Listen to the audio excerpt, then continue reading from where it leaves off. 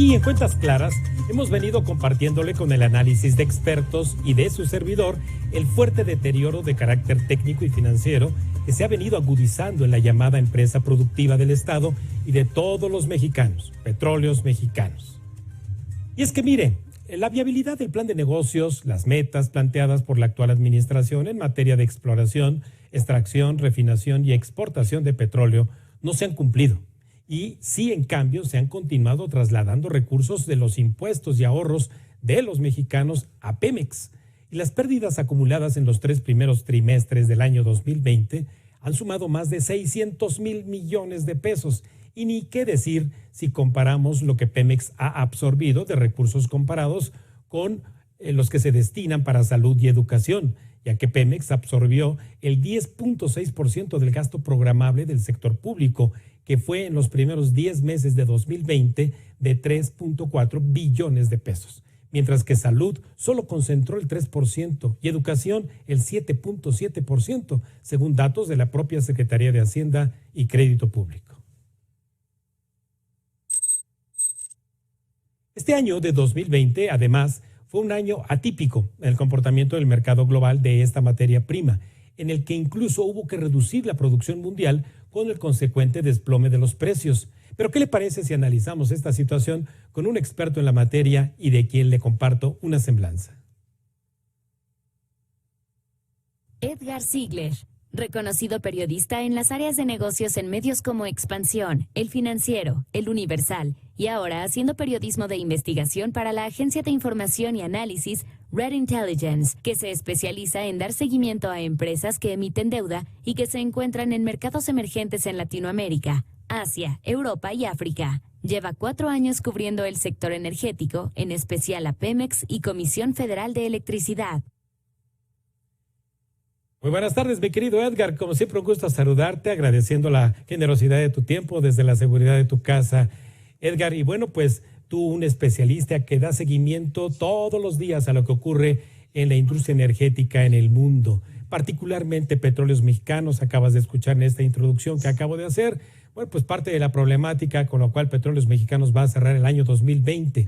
Desde tu ángulo de análisis y especialista, las expectativas de que este 2020 puedan obviamente hacer cumplir el plan de negocios de Petróleos Mexicanos, ya ni qué decir, ya mejor ni hablamos del plan de negocios o vemos hacia adelante, porque ese plan de negocios dice ser al menos para el resto del sexenio. ¿Qué tal, Ramón? Gracias por invitarme otra vez. Y sí, tienes razón, al final de cuentas, la empresa productiva del Estado de nuevo no va a cumplir con las metas que se fijó en el plan de negocios. Eran bastante ambiciosas desde hace 1 año y medio que las empezamos a ver, pero vaya, para ser también honestos, no es nuevo que una administración no cumpla con lo que piensa de Pemex, ¿no? Lo vimos el sexenio pasado, realmente nunca se cumplieron las metas de producción de petróleo, de producción de refinados, ¿no? La empresa obviamente tuvo que recurrir a mucha deuda desde entonces, pero el punto es que ahora a esta administración le toca tomar las riendas de esta compañía, ¿no? Sabían cómo venía y no solamente no han recompuesto rumbo, sino que se han empeñado en seguir, ¿no? Con la idea de que la empresa productiva debe ser más una empresa estatal que se fije metas volumétricas en lugar de metas financieras, en lugar de estar generando riqueza para la nación. Entonces, para este año, evidentemente, como tú dices, Raimundo, mejor nos olvidamos de esas metas, pero el problema no son tanto si las va a cumplir o no, sino realmente cuál va a ser la capacidad que tenga la compañía para generar los flujos de efectivo, es decir, el dinero, que le permita seguir pagando y cumpliendo con sus compromisos financieros al siguiente año. Claro. Edgar, incluso, bueno, pues fue tema todo este año y seguramente lo será el 2021 hasta su eventual inauguración, esta refinería que se está construyendo en el sureste de nuestro país, Dos Bocas. Este tema de destinar recursos, más de 8,000 millones de dólares para construir una refinería, redituará a los mexicanos, como dice el eslogan de Petróleos Mexicanos, en recuperar la llamada soberanía energética. Vaya, eso definitivamente habríamos que ver qué entendemos por soberanía energética, ¿no? Vaya, dependiendo de eso quizás lo logres, pero realmente el hecho de que esto vaya a ser algo productivo para la empresa, es decir, que sea dinero bien invertido para algo que genere valor a la sociedad, todavía no lo demuestra. Obviamente las obras creo que sí van aceleradas en alguna forma, sin embargo todavía no vemos claro cómo se van a hacer la compra de los equipos más importantes, en el momento en que se hagan, cuánto van a tardar, realmente eso todavía no se ve. Y bueno, mencionaba la cifra de 8,000 millones de dólares, al menos este año ya reconocieron que está cerca de los 9,000 millones de dólares, y lo que compañías, lo que más bien analistas ven hacia el futuro es que esto se vaya hasta los 12,000 o un poco más millones de dólares y que no se acabe en el tiempo que usted tiene estimado. Bien, otro tema, desde luego, para quienes nos escuchan, mi querido Edgar, es esta aura de cumplir sus promesas de campaña de Andrés Manuel y no subir los precios de la gasolina. Pero bien sabemos que al bajar los precios del barril de petróleo internacional, pues bajan sus derivados como son la gasolina. Hacia el 2021, Edgar, sobre todo en un año tan atípico como este, en el que incluso pues, la producción tuvo que suspenderse, hacia el 2021, los derivados del petróleo, como la gasolina, ¿cómo observas el comportamiento de los precios? Como bien dices, fijándonos, Raimundo, en cómo van a estar evolucionando los precios del petróleo, todavía vemos que la OPEC, que es el cártel más poderoso en términos de producción de los países petroleros, está dudoso de qué va a pasar el siguiente año, ¿no? Con este repunte de la pandemia, no piensan o ven muy acelerado, muy apresurado seguir aumentando la producción.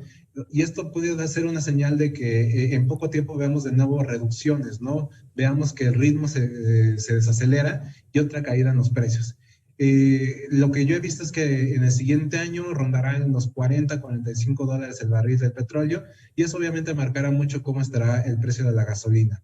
Pero el problema que yo veo más de fondo ahí es que no tenemos una política que realmente nos esté permitiendo pensar cómo se va a desarrollar la inversión dentro de este segmento del siguiente año, siendo que no hay reglas claras y las que hay se están cambiando.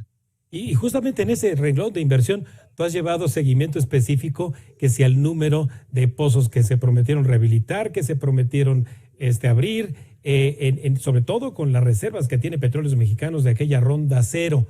¿Qué tanto la capacidad financiera actual de Petróleos Mexicanos le da como para cumplir con ese plan de inversión, y si es que es todavía sujeto de crédito, por ejemplo, Edgar?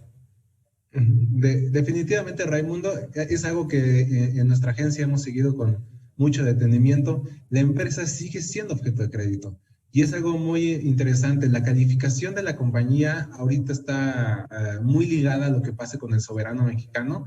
Las calificadoras saben que México y el gobierno está apoyando con todo a Pemex, e imagina que tienes un bono de la deuda de una compañía como AMSA, la cerera, que ha estado en problemada desde hace años y realmente su calificación es prácticamente de default. Pues empresas como esas están cobrando, o Pemex está pagando la misma tasa de retorno de sus bonos que esas empresas. Sin embargo, la calificación teórica de Pemex es mucho más alta.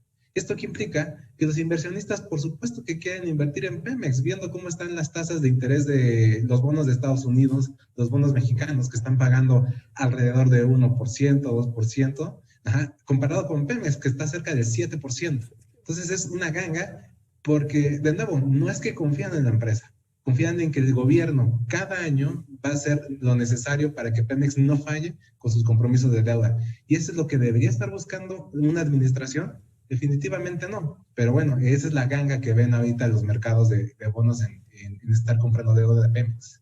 Sobre todo con el rendimiento, como bien lo señalas, tan alto que ofrecen esos bonos de Petróleos Mexicanos. Ahora bien, mi querido Edgar, Petróleos Mexicanos medio abre la puerta de repente a la competencia en nuestro país. Lo vemos los mexicanos de a pie allá al acudir a diversas estaciones de gasolina. Pero este año 2020 ha habido cambios en esa llamada política energética, en donde incluso se tardan, hay mucha dilación en dar permisos para apertura de nuevas estaciones de gasolina, para importación de gasolina, para transporte.